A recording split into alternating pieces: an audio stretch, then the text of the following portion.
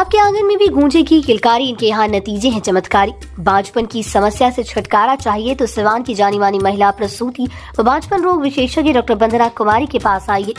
यहाँ 24 घंटे इमरजेंसी सेवाएं उपलब्ध है। पता है Vandana maternity care clinic, Puja medical hall, doctor Ramaji Chaudhary से 100 कदम पूरब, डॉक्टर्स कॉलोनी, सिवान। बिहार के सिवान में पहली बार आजान प्रतियोगिता के हुए आयोजन में सिवान के टेलहट्टा बाजार निवासी नावेद ने बेहतरीन निजाम देकर पहला स्थान हासिल किया, तो वहीं गोपालगंज के हथुआ के रहने वाले शाहबान अली ने दूसरा स्थान, तो सिवान के शेख मोहल्ला निवासी मोहम्मद आकिब ने तीसरा स्थान प्राप्त किया।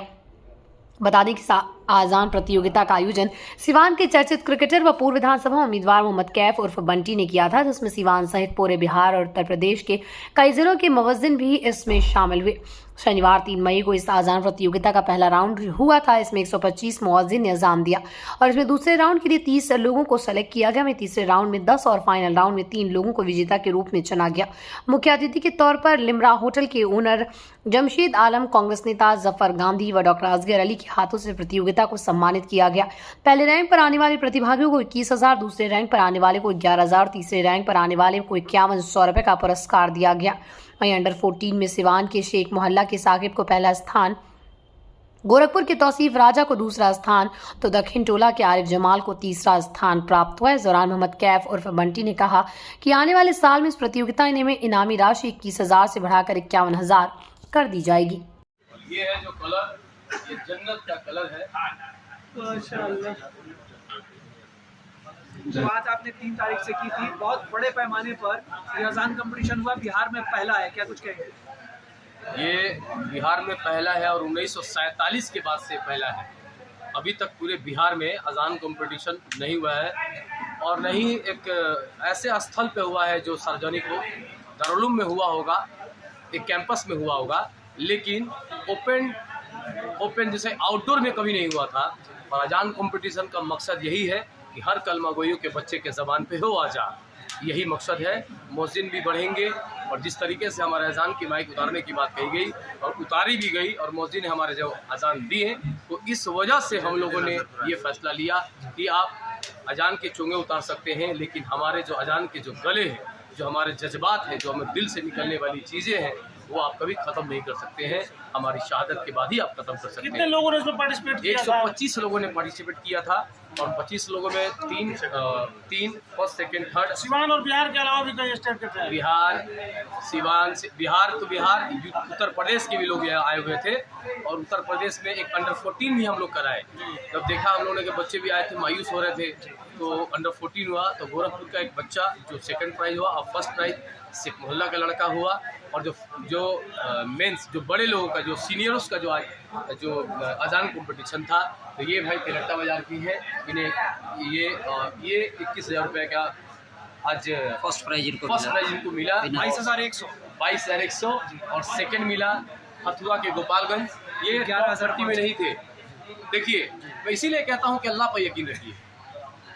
ये टॉप 30 में नहीं थे, हमारी नज़र पड़ी और जो आने वाले नहीं थे, जो टॉप 30 में थे, वो नहीं आ पाए।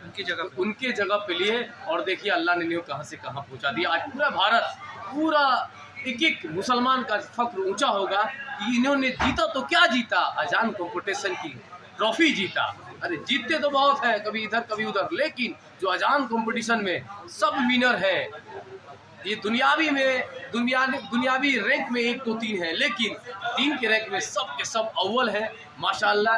और ये भी जो अल्हम्दुलिल्लाह आकिब, इनको भी बहुत सारी मुबारकबाद, इनके वालिद और वालिदैन को भी बहुत मुबारक, उन तीनों बच्चों को। और इंशाअल्लाह उम्मीद करते हैं कि ये पूरे दुनिया में, पूरे भारत में, पूरे बिहार में नाम रोशन करे। सिवान बड़ा आयोजन आपने करने की घोषणा की है। आपने कहा है कि इनाम 50,000 होगा, 51,000 होगा और फिर 5 लाख तक ये इनाम बढ़ेंगे। देखिए, हमारी टारगेट है कि हम कौम से बड़ा कोई नहीं, जमात से बड़ा कोई नहीं, और इसी लहजे पर, इसी चीज़ पर मैं चल रहा हूँ, क्योंकि हम मुसलमान काफ़ी मजबूर हो गए हैं और मेरा नारा है मजबूर नहीं मजबूत बने।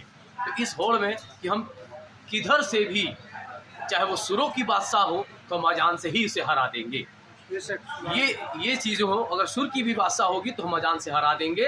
और ये चीज़ को है कि अगले साल सेशन 2 51,000 रुपया का इनाम रखा जाएगा। अल्लाह हमको हिदायत दे और हयात दे तो इंशाल्लाह इस चीज़ को हम लोग पूरा करेंगे और आने वाले 5 साल में निश्चित तौर पे ये इनाम 5 लाख तक जाएगा इंशाल्लाह, अगर अल्लाह चाहे।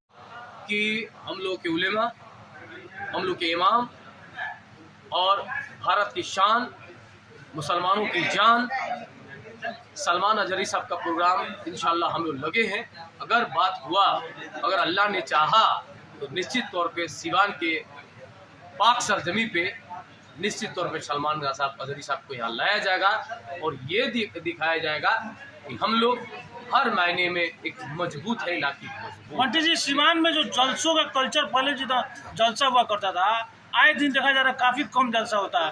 क्या इस ओर भी आपका ध्यान है? आने वाले दिनों में इस तरह का कुछ कार्यक्रम हो सकता है? जलसा वाकई अब कम हो रहे हैं क्योंकि लोगों पे यकीन अल्लाह पे नहीं रह गया है, दुनियावी की तरफ लोग जा रहे हैं।